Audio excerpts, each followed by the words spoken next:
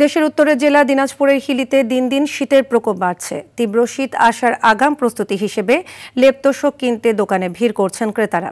কেউ কেউ পুরনো লেপ তোশকগুলো সংস্কার করে নিচ্ছেন, আবার কেউ নতুন করে তৈরি করছেন। ফলে ব্যস্ত সময় পার করছেন লেপ তোশক তৈরির কারিগররা।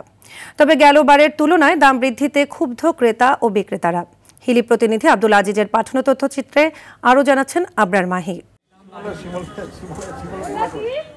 গেল কয়েকদিন ধরে দিনাজপুরের হিলিতে তাপমাত্রা 14 থেকে 16 ডিগ্রির মধ্যে ওঠানামা করছে। কুয়াশা ও হিমেল বাতাস শীতের মাত্রাকে বাড়িয়ে তুলছে।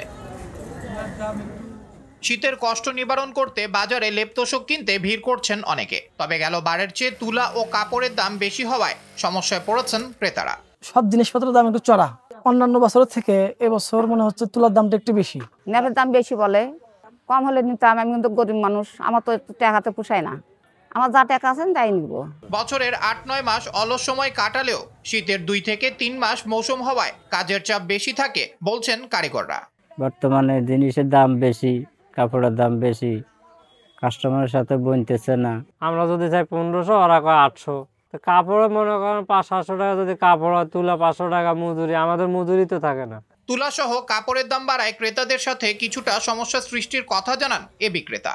শীতের আগেই অনেক তুলার দামটা একটু বেশি, এ কারণে আমাদেরকেও বাধ্য হয়ে একটু সবকিছু কাপড়, লেপ, তোশক, বালিশের একটু দাম বাড়াই বেচতে হচ্ছে। এই হচ্ছে এখন বাজারের অবস্থা। আবরার মাহি, RTV।